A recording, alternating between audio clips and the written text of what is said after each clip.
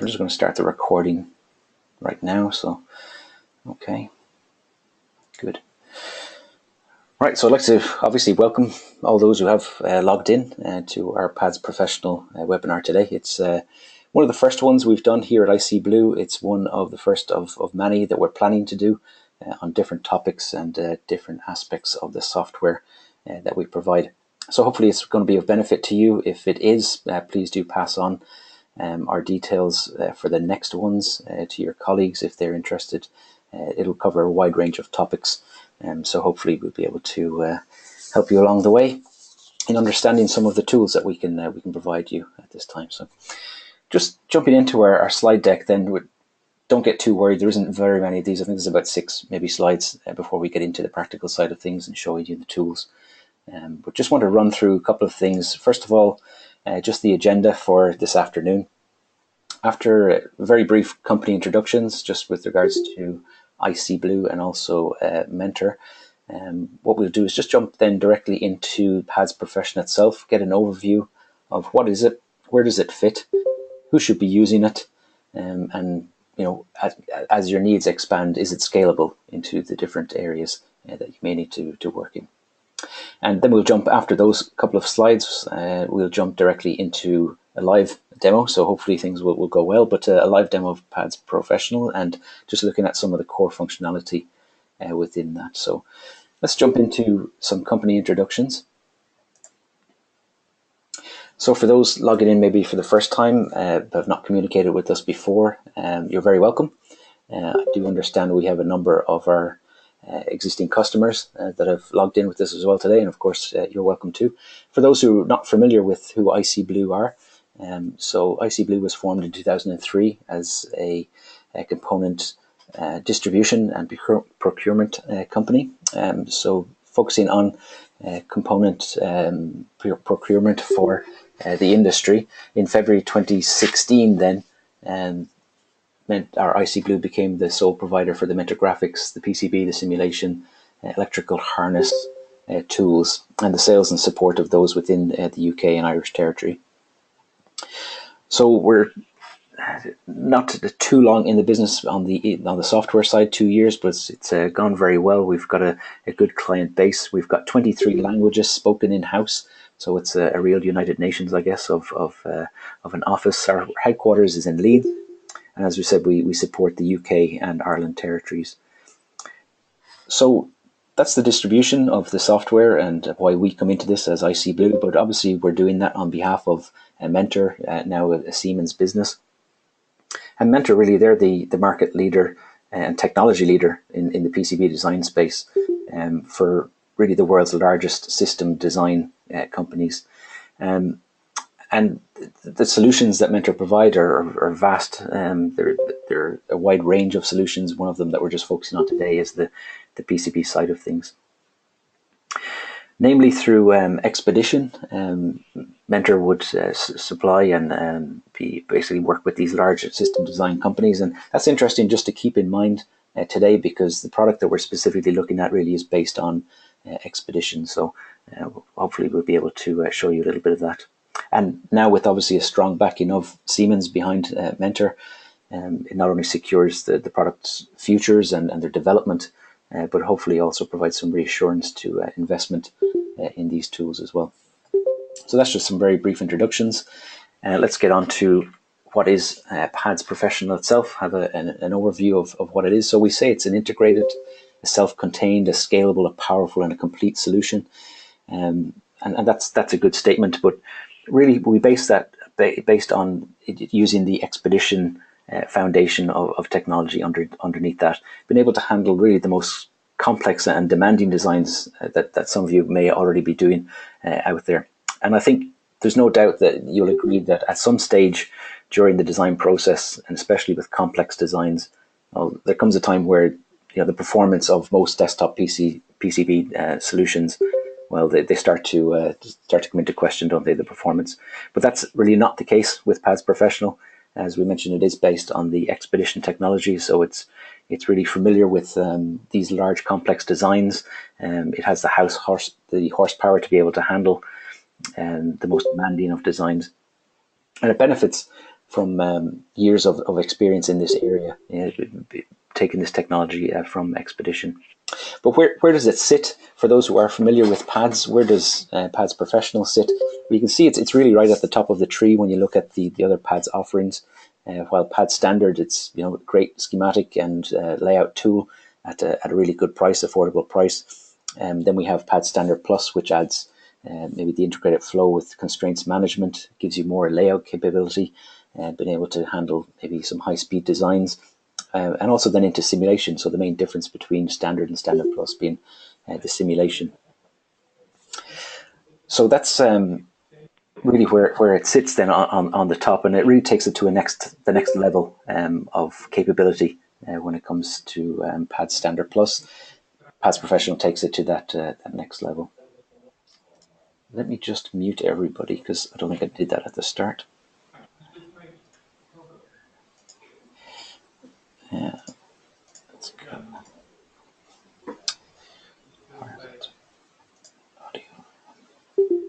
Okay, great. So getting back into that then, let's have a look a little bit deeper into PADS Professional. What are the key benefits of using something like PADS Professional? Well, again, it's just the unmatched functionality that you get based on the Expedition technology. It's a correct by construction methodology that's used within the tools. So that means when you generate your schematic, it ensures the first pass of the schematic and integration into the PCB is correct. There is no net lists involved in this particular technology. There's no distributed libraries. There's a full environment here of being able to do a full virtual prototype, which can help to optimize the performance of your product, but also eliminate any of the maybe additional prototypes that you're currently doing. We have key things like archive management of your design, so being able to store those, being able to compare those.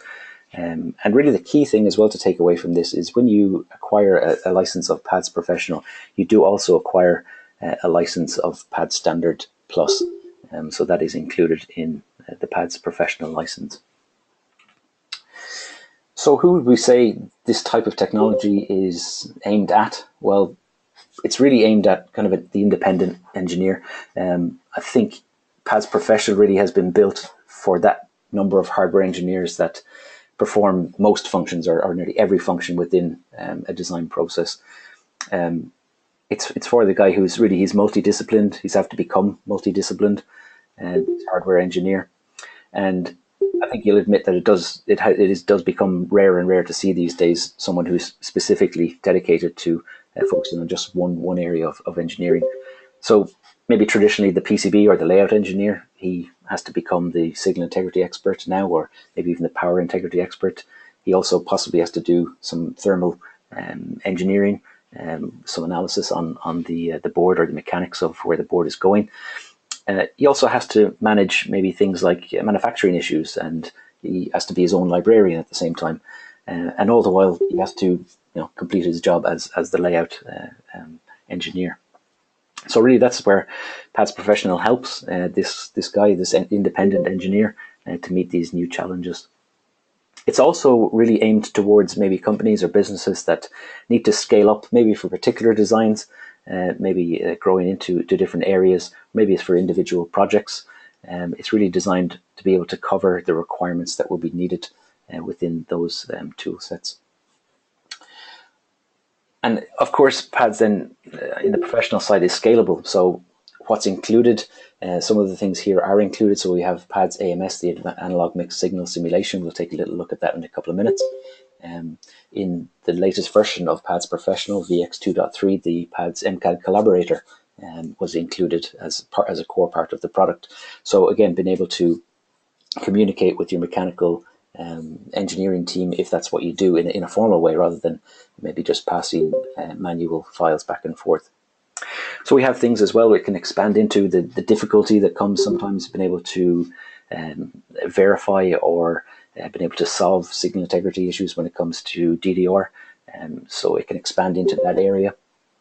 If you are doing some FPGA designs, or maybe some large designs with FPGAs, you can take advantage of that FPGA co-design that's available, and that's going to help things like your routability, may reduce the layers, the crossovers, and also signal integrity issues that come from that.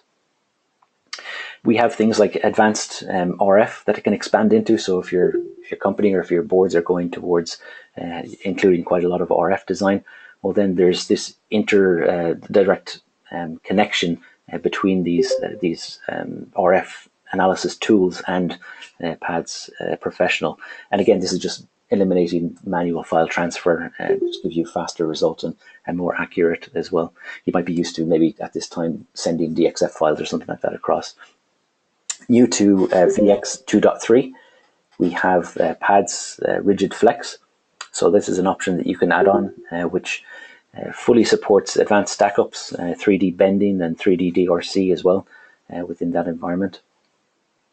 And then things like Hyperlink's DRC. So there's a rules-based approach here where we can take some out-of-the-box checks for things like EMI, signal integrity, and power integrity.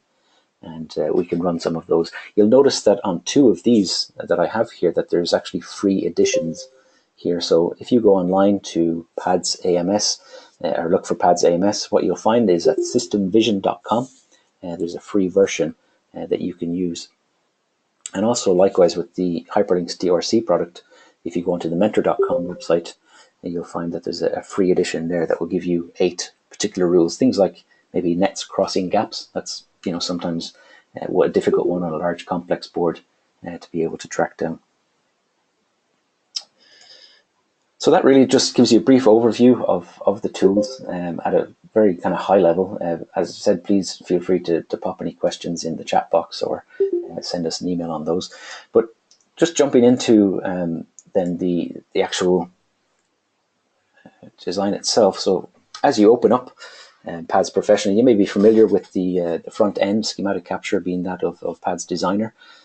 So a lot of work has gone on within the background over the last number of years within this particular product to make it easy to use. A lot of ease of use functions have been added, such as being able to have videos within toolbars to basically train you as you start to learn the tool. So here we just hover over the toolbar. The toolbar tip will pop up on the button and give you a video as well as some text explanation of how that function works.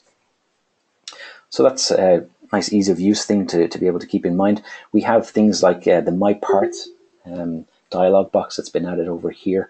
So we can store things like our favorite components that we would use. So rather than having to go back through the library function and search for these components, we can just add them to our favorites and then quickly instantiate them onto the schematic. Of course, the library itself has been taken, DX Databook, as you maybe or may not be familiar with. It's a full environment to be able to search and also validate that the components you are adding onto your design are actually approved components, and you can verify those components. So for instance, we can look at a particular schematic page, and we can select on a component, and we can do this per component, we can do this per page, or for the whole schematic we could run a verification to see, well, is this component matching all of the properties that are needed in order for my company approved components.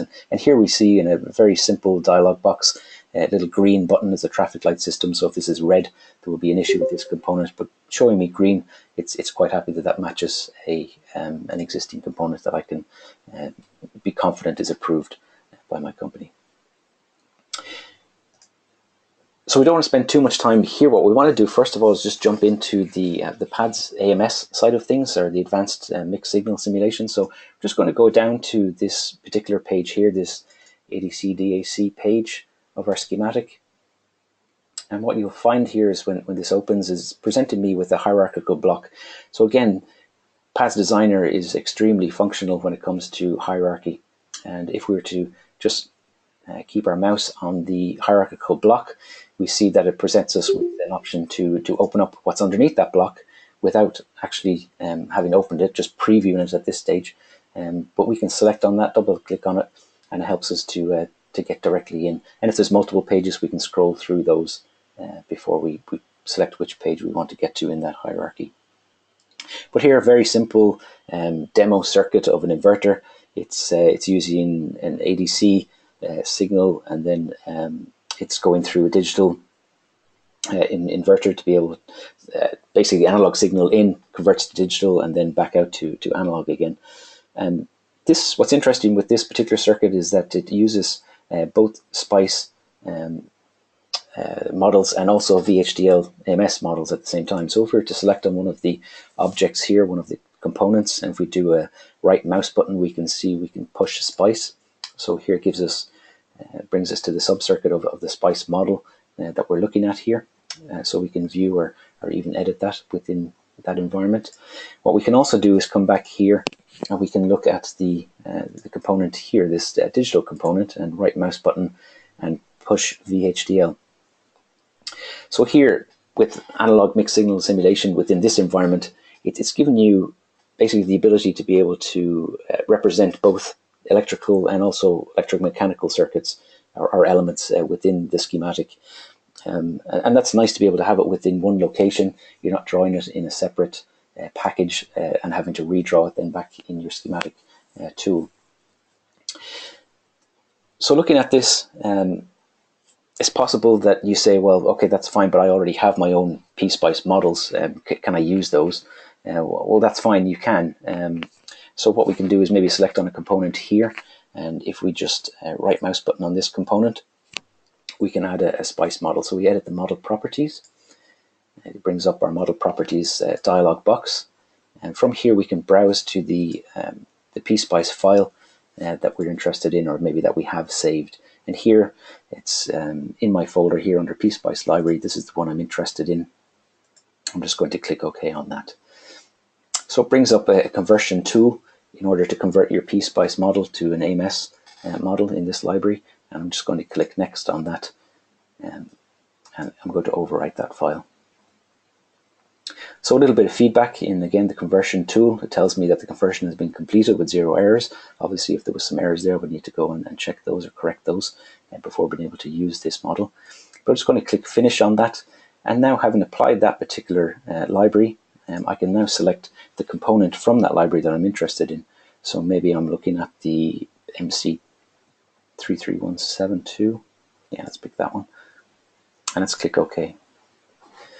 So here it brings me to the assignment of the pins, and it shows me that the current pin mapping that it's suggesting. I'm going to go OK with that and just accept that pin mapping for now.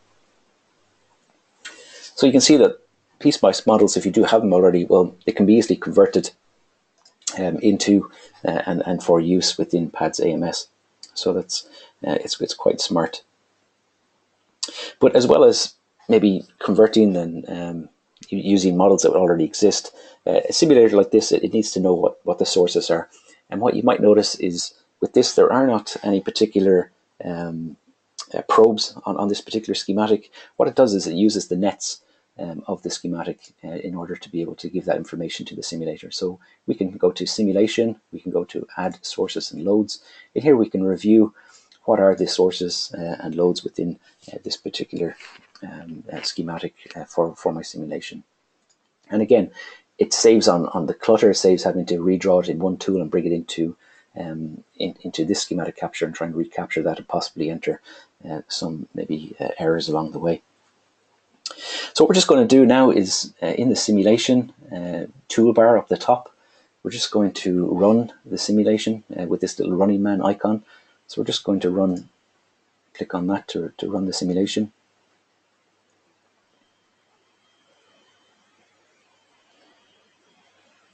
And here we get some simulation capabilities, as it were. So we can look here, some of the capabilities that can run within PADS AMS. So here we have Monte Carlo analysis, we can sweep values, we can do a sensitivity, we can do some worst case analysis. But in this case, we're just going to run a time-based, time domain-based analysis with an end time here that's been set. So we click OK on that, and what will happen is it will open up the waveform analyzer.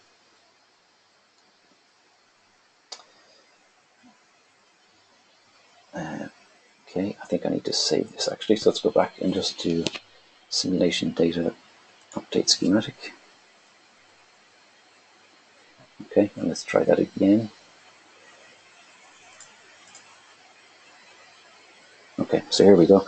Here's our waveform analyzer that's been opened, and we can see all the signals that have been looked at here. And what we can do is we can just very simply click on some of these signals to see, well, what do they look like.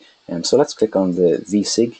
Let's click on the digital side of this, which is the DOUT A, and let's click on VOUT as well.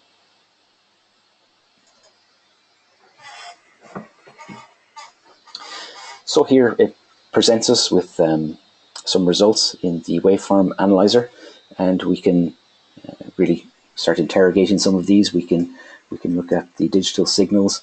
What we can also do is we can drag one signal group on top of the other. So here we can do a comparison, and we can then zoom in to see maybe just a section of that particular analysis, and be able to make some measurements in here. So what we can do as well is there's calculators here, so we could click on the tools waveform calculator, and we can start making some calculations, maybe just based on the signals that we have. We can click on adding the VIG signal into the VIG signal out, and really just as an example here to show you, what actually works. And here we see that we really should have a flat, waveform. In this case, it's not quite flat, but it's okay for what we're looking for. So just a very quick tour of PADS AMS. As we mentioned, what we can get into then is maybe the Monte Carlo analysis. We can start running multiple passes. We can measure or even generate things like scatter plots to see if we're within range for our tolerances, for our resistors. And we can also then maybe go on to do some sensitivity analysis. But what it really shows you is that it's fully capable, it's fully ready simulation environment. It's able to cross probe directly to the PCB from here, and just helps you to be able to analyze your circuit. Are you choosing the right components? Are you making the right design decisions when it comes to maybe even selection of components or their values? So of course, this is not the only simulation tool that we have. I'm just going to close back out of this. It's not the only simulation tool that we have that comes with PADS Professional. But we also have the line sim and board sim, so hyperlinks, if you're familiar with those terms. So let me just show you very briefly what we can do here. I'm just going to open up the DDR page of our schematic. And again, not separate environments, but being able to go directly from our schematic where we're capturing our intent into our simulation tool in one go. So what we're looking to do here is maybe just select a couple of the signals, the DDR signals. We can do right mouse button, and here we have the option to push directly into Hyperlink's line sim. Okay, so we're presented with the line sim interface, and before we push over actually into the tool itself, we can change maybe the topology, get rid of nets, and before we push things over, we can start giving it some information with regards to the transmission line, the lengths, the width of the trace. For this case, we're just going to push over into hyperlinks.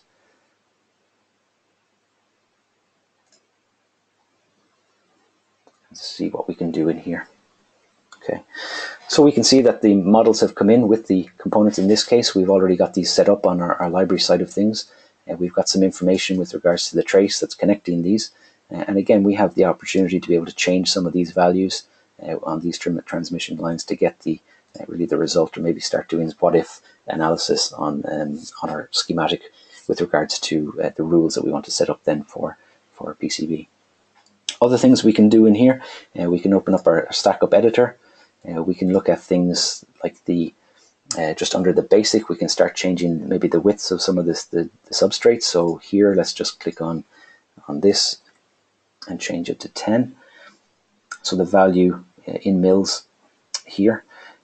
So what we can do over on the graphical side of things as well is also select these, and we can move these layer stack-ups to be able to build the correct stack-up that we're after.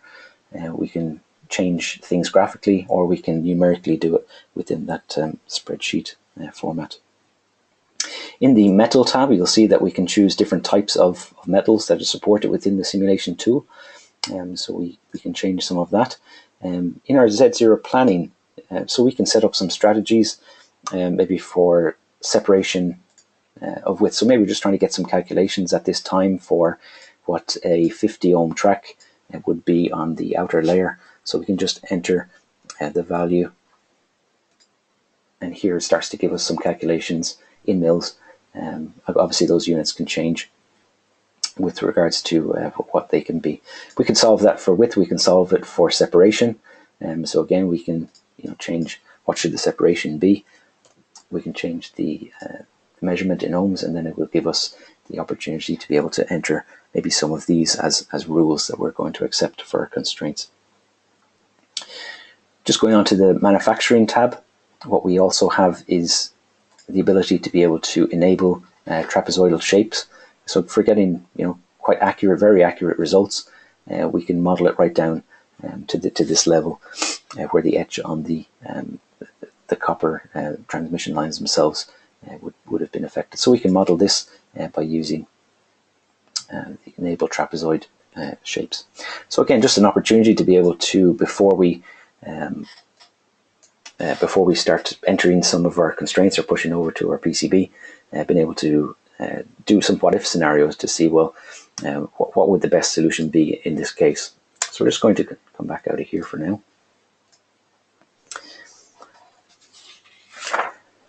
And so what we're going to do now is really just look at pushing the design, as it were, back over into the PCB. So let's go ahead and do that. We can zoom to our extents here of our schematic. And if we go over to our PCB, what we can see here is currently there's a little bit of work still to do here on this board. So we've got some components that are not placed yet. We've got some net lines that need to be connected. So what we can do, again, on the layout side of things is be able to select on particular objects or modes and be able to see some videos. So again, in the tooltips, those tooltips that you saw a little bit earlier are the same within the layout side of things. So a consistent way to be able to learn the tools, a nice and easy way of being able to do it. What we're going to do here is in our display control panel, we're just going to go down to the bottom here, and what we can do is we can set up schemes. And in this instance, I've set up the scheme for the placement. So I'm just going to click on that one. And what it does is it resets my display control, includes things that maybe I have preferred as favorites. So we can add favorites at any stage by selecting on an object within our display control. We can do a right mouse button and we can say add to favorites, and it will get added up there. We can also delete things. We can get rid of things if we're not using them. So we can use the hide row section. And we can obviously customize this the way we want it. Here, as you can see, we've got a number of different ones that we've set up. But that really helps, especially on large complex boards, to be able to set up your strategies for what you want to see, decluttering really the options that are available to you, being able to get that design done that little bit quicker in the way you want it. So what we're going to do is open up the Component Explorer. So if we go to the Place menu here and click on Component Explorer, what really we're not doing in this case, and what really Expedition or PADS Professional does when it comes to component placement, is be able to not have to disperse all of your components outside of the board edge. I think many of you might have experienced that, either a few hundred or a few thousand components outside of the board edge, and it's your job to try and start sorting them out into the relative groups. And you can do that somewhat through the schematic, but it's not a very intelligent way to do it. What this does is it just helps the engineer to be able to create groups, and they can be created within the schematic and passed over to the PCB. And then it helps the person doing the layout to be able to use these as a guide for floor planning, to be able to quickly view and sort and organize different groups of components. So what we're looking at here is we're just looking at our HDMI connector. And we'll just remove our search facility here. As you can see in our Component Explorer, what we can do here is we can sort by reference designator at any time. We can mark components. It tells us a little bit of information with regards to their properties as well. What I'm going to do here is just very quickly show you how to create a new group. So in this case, I'm just going to call it DSC for discretes. And I'm just going to grab the 3 discrete components that are here and just drag them into that group. So here you can see you can create some hierarchical planning groups for placement onto the PCB. So what we're going to do here on this DSC is give it some information as well. So we're just going to right mouse button and look at its placement settings. So what we can do is tell it in advance where these components should go and maybe what angle that they should be placed at. So we can give it some advanced information before we place the components. So I'm going to place the HDMI connector and also the HDMI IC connector over onto the board. So we do that simply by just selecting from our Component Explorer and just dragging onto our board. We see that we have a circular object that gets placed down. And again, let's do that same thing for the HDMI for the IC. And let's just place that just below it.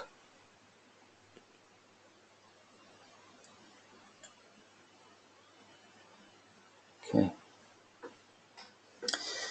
Good.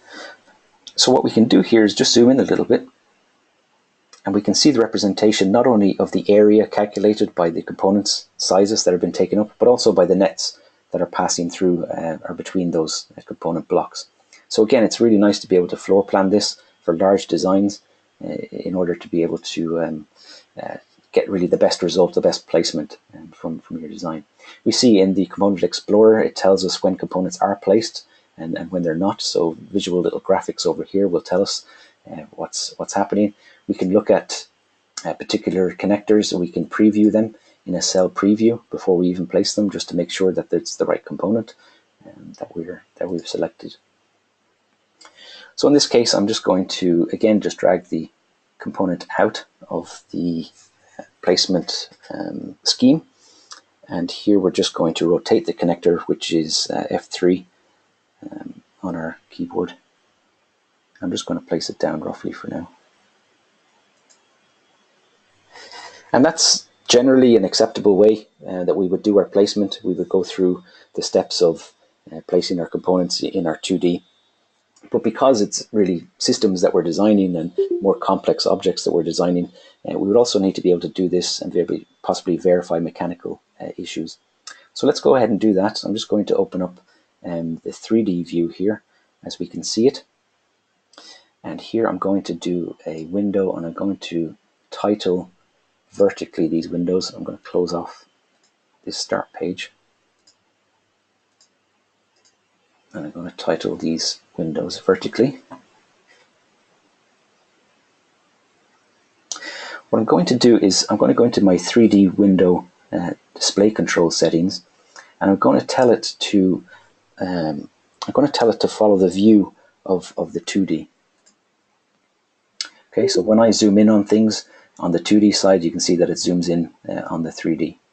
Okay, you can see objects that are in yellow hazard warnings, so we would need to take into account what's happening with these. So what we can do is we can switch on the assembly here, and here we can see that there's a hazard warning against the assembly and the component. So we can select the component again, and we can just use the move function. And here we have the capability within the 2D and 3D window to be able to align the connector as it should be with our 3D enclosure. And really this is just going to help us streamline the process a little bit when it comes to placing our things like connectors, getting them right the first time. And again, if you have things like a 3D connection space mouse, when it comes to manipulating this 3D view, that works really, really well in these instances. But certainly the need to be able to see things earlier in the design is important, especially when it comes to complex designs, and any issues with regards to 3D placement. What we're doing is we're bringing those decisions we're left shifting those decisions, aren't we, to be able to tackle those at an earlier time and not really maybe wait until all of this is passed over to the mechanical guys in order to get it the correct placement. What does that mean? Well, it means faster time to market possibly for a project. It means being able to catch any design issues pretty early, and also being able to really build a virtual prototype of our design well in advance of it having to be manufactured. What we can also do here is we're just going to go to our 3D view. We're just going to switch off the assembly again. We're going to go to our 3D, and what we're going to do is Shift and B gives us a bottom view, and we're just going to zoom in a little bit here on another connector that we want to place. I think I'll make this a little bit bigger this time. So here we've got J11, which is our mezzanine connector. What I'm going to do again is just drag that out of its placement group, ready for placement. It does need to be pushed to the opposite side, so we're going to do a rotation of that, or a push, F5. And we're also going to rotate this connector, which is F4, 180 degrees.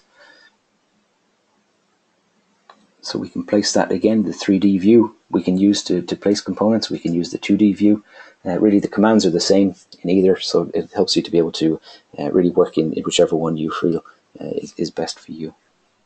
What you can do then in our 3D view, if we just maybe pan around a little bit here and zoom in, is we can start to make maybe particular measurements. So what is the measurement?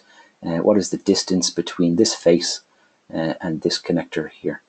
So we can start to measure some of these things and accept or reject whether that connector needs to move. So very intelligent, very quick, very easy way of being able to do your placement when it comes to especially connectors, being able to visualize it not only in 2D but in a 3D view and really get that placement of the connector correct the first time. Okay. So we're just going to switch back to our 2D view again.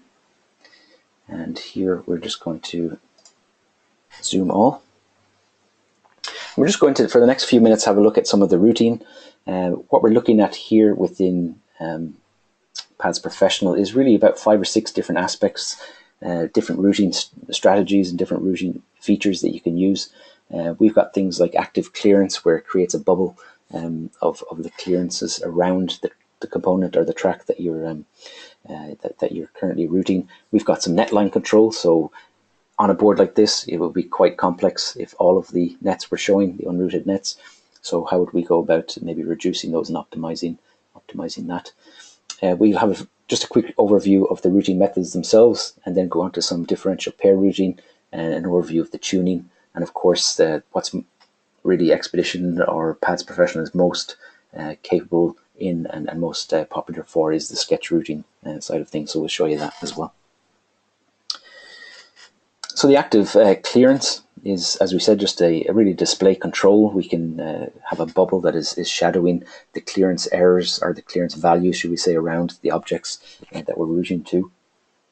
And what we can do, if we're not sure where that is within our display control over on the right hand side, clicking anywhere within the display control and just starting to type the name of the function, so active space C, will actually bring you to the little tick box or the function itself. And here we can adjust the slider as to what the radius for that particular active clearance radius should be. So this is the case for any of the commands. If you're not sure where they are, which tab they reside in, if you've not simplified things by creating your own schemes, you can just type the name and it will give you a result of where to find those objects. So that's quite nice. So we'll see that in a second. We'll see the active control or active clearance. But what we're just going to first of all do is go to our Component Explorer. We're going to go to our top level, and we're just going to mark 2 components, and that is the components U2 and J11. And by doing this, what we're going to do is show you how we can reduce the netline visibility. So very quickly we could find them if you wanted to, just by typing them in here. J2 appears straight away, so we can select it and we can mark that. And also U2. Actually, it was J11, wasn't it? It wasn't J2. Just try that again. It was J11, yeah, which is marked. And let's just search for U2, which is also marked. That's great. So what we're looking to do now is go over to our display control, and if we go to our objects, what we can do is we have an option here that we switch the net lines on between marked components. So here you can see when ticking that on, it only switches on the components between J11 that we've just placed and U2. So that's a nice way of being able to minimize and be able to work on certain areas of especially larger complex designs. What we can also do though is not in the Component Explorer but in the Net Explorer we can do it. So we go to Root and go to Net Explorer. We can select on maybe a group of nets. So in this case the group that's called root_guide. I'm interested in all of these nets. So we select all of those. We can see them highlighting on our PCB here between two components. What we're going to do is just mark those and make sure that they are marked. And then we come back again to our display control under objects, and we can select from marked nets and switch off between marked components. And again, it just highlights those particular ones that we've selected within our control here. So again, nice way to be able to navigate down through your routing strategy, be able to select objects, whether they be components or particular nets, and be able to take them a section at a time for routing. So what we can look at here then is maybe just zooming in on this section. If we switch to layer 3, I think it is. Yeah, let's go to layer 3. And let's just show you maybe some of the functions when it comes to routing. So we can select on a net here, and we can click on multi-plow, and we have a number of different ways. So here is our active control. The radius that you can see is showing me the clearances to other nets. And we have a number of different routing strategies that we can use. There's one called real trace delayed, and what that means is it's only one click to start it, and it will go into a shadow mode as it's moving through objects before it comes into clear space. It won't actually put that net in until it comes into clear space. So that's the recommended way of working, is to use the real trace delayed. There is a real trace dynamic, which is a true push and shove. What we would say on that is it doesn't wait around. It will actually push anything out of the way. So we need to be cautious when we're using that, not to overly push and shove additional traces out of the way. But what you'll notice is as we're routing, we have some rules that have been set up, component or area rules. And you can see that the track thickness has, as entering that rule, just narrowed down or necked down to that particular area rule. And without having to click, I just drag my mouse over to the pin and it finishes. I don't need to click again. I just click once to start that. And once I come around here and place my mouse over, or my cursor over the pin, it completes the trace. So again, quicker way, and reducing the amount of clicks, obviously reducing the amount of time that's needed to finish a particular routing. Of course, we can undo things very quickly. We can grab a number of nets together and we can start routing those as well. So that's fully supported. And we have the ability to be able to do curved routing. We can toggle the styles of routing as we go. Just moving on then briefly, just in view of time, to our differential pairs and show you how differential pairs are handled. I'm just going to switch back to my routing scheme here. And that brings me to an active layer 1. And if I just zoom in here, we can pick up the differential pair and start routing that. And of course, again, what you may or may not be familiar with is the ability to be able to have an active clearance for copper. So dynamic copper pour is used within Expedition or PADS Professional in order to be able to really navigate around and not have to reflood copper at any stage. So we can click in for this, and then again, as we bring our mouse close to the pins, it will automatically finish, not having to click again to finish those particular nets. So again, really nice, very simple, very powerful way of routing. a nice way to be able to get a picture of where copper maybe is starved. So by maybe picking up a trace and then just moving it, it helps again to reheal that copper to an acceptable level that we would want. What we can also do, again, this particular Ethernet differential pair has a tuning rule on it. So I know I'm going to need to put in some extra length on this particular net. So I'm just going to select it. I'm going to do right mouse button, and I am going to click on the tune routes. And I'm going to say manual tune. And here we have, under the manual tune, a length control monitor attached to my mouse, as you can see it there. And what we can do is select on any of these grab handles for the tune, and we can increase it or decrease it. And the length monitor will tell us how we're getting on with regards to meeting or maybe even going beyond that particular requirement. So somewhere around there should be good. We can review these at any stage if we go to our analysis, and if we go to our target lengths, and if we select on the net, we can see that we're green here under the current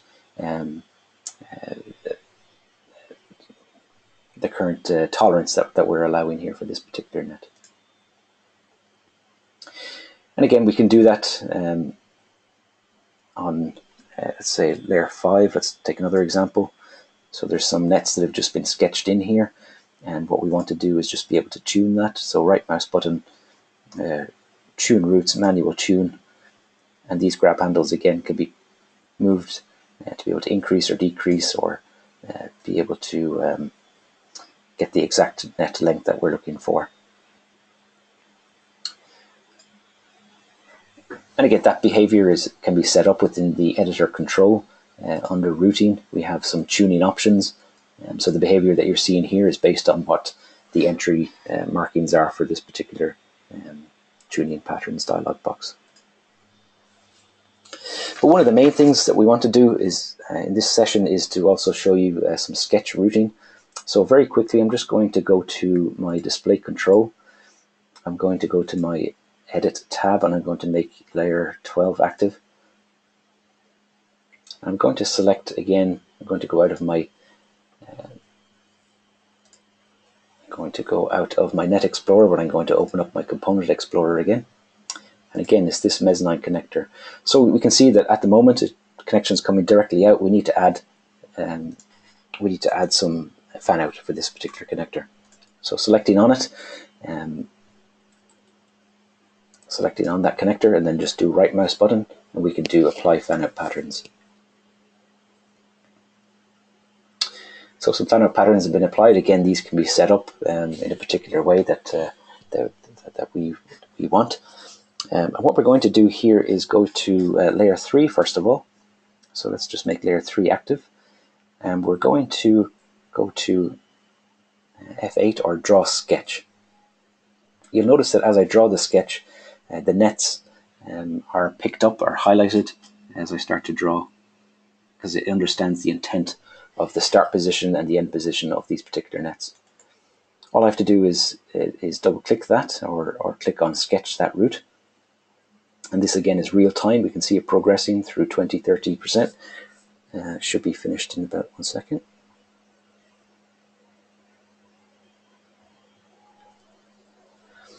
So here we have quite a complex set of nets, very neatly, we would admit as well, routed across from the BGA down to our connector.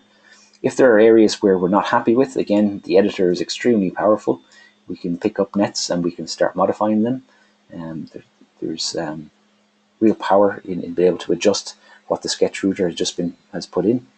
Let's go down to layer 5, and let's do the same here for layer 5. And in this case, we're going to say draw a sketch. From here, we're going to come down and go this way, put a bit of a dogleg in it.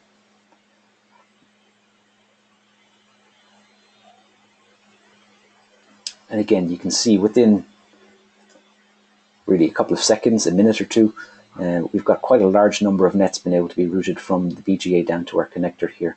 And is this perfect? Probably not, but does it give us a really good starting point and things to be able to edit and and maybe just adjust slightly to make it correct, well, yeah, it certainly does, doesn't it? It gives us a real capability to be able to tidy up some of these things, and maybe put them the way that we want them. Time-wise, I'm not sure how fast you guys are in your routing, but certainly that wouldn't take just a minute or two to do manually or even interactively. And the important thing is it's not an auto router. This is giving you the ability to be able to assist in automating the routing process. It gives you the power to be able to enable you to route things like high-speed, dense designs with really high quality and high accuracy. But let's just go back quickly, because we can illustrate this by saying, okay, well, we weren't particularly happy with that particular set of routing, and we want to do something slightly different.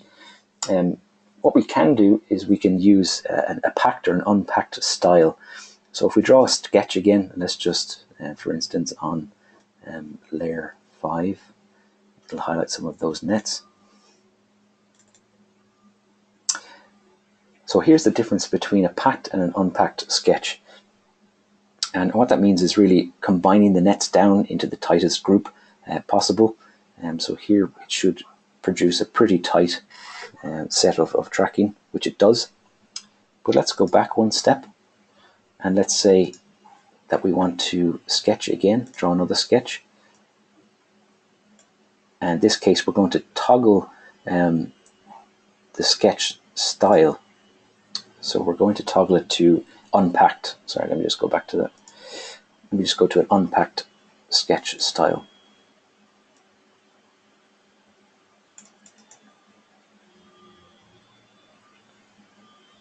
And here you'll see the difference. It's a bit freer, a bit of more gaps between the nets that it routes, and possibly could achieve a better solution as well in our case.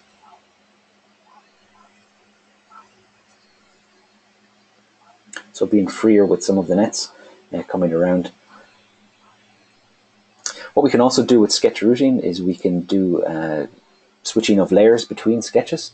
So again, if we just go to start layer 5, which is this one here, what we'll do is click on layer 5 and draw a sketch, and let's just start that sketch. And as we get down here, we're just going to use the keys on the keyboard to be able to go up 2 layers and continue the sketch and finish that off. Now I think what we should do is actually grab some smaller amounts of these, because there's probably not enough room to get all the vias in that location.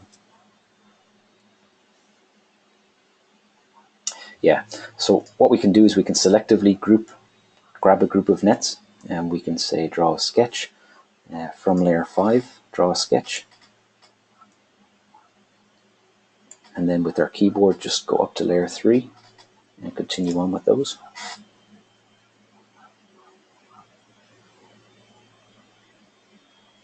Yeah, and again we can set up our via patterns for the way that we would like these to be added or added in. So again, very nice, neat routing across layers, so it's not just on the same layer that you can use sketch routing.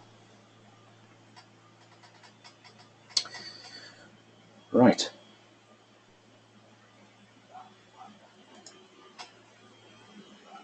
Okay. So let me come back to our slide deck then, because that really completes the routing side, the placement and routing side of what we wanted to show you today. So let me just go back to my windows here, go back to Advanced Professional.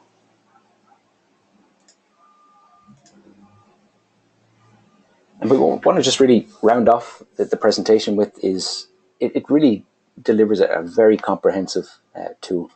It's proven technology that's been used for years within the Expedition tools.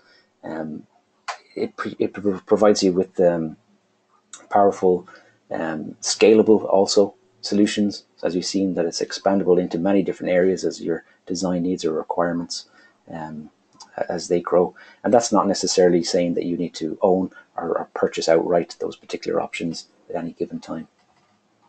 And again, it's easy to implement. It's pretty easy to use, and it is really, for the quality that it delivers, it is very affordable. And so what we would say is open it up for the last couple of minutes to any questions. If anybody has any questions, we'd be happy to try and answer those in the last couple of minutes.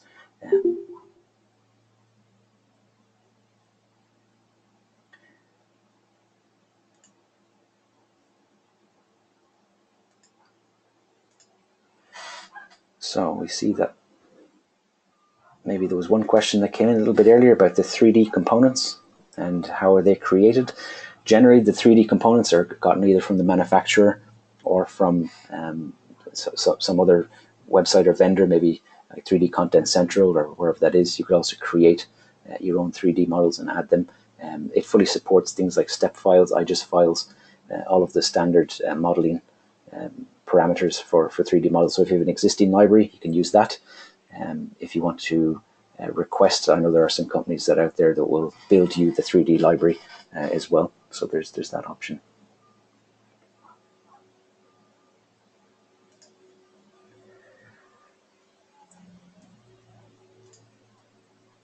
Okay. Does anybody have any other questions through the audio, the chat session?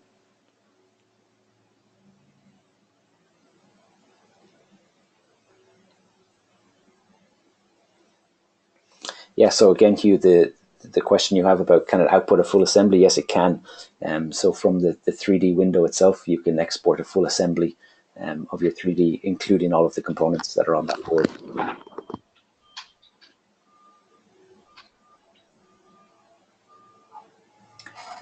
Stuart, yeah, it does. It does support stacked vias. Yes, certainly does.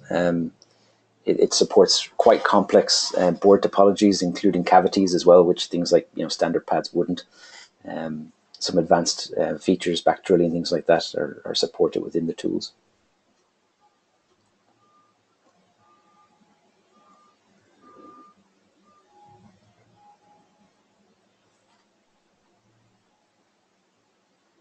Okay, we've got a couple of more minutes for any other questions that anyone wants to ask.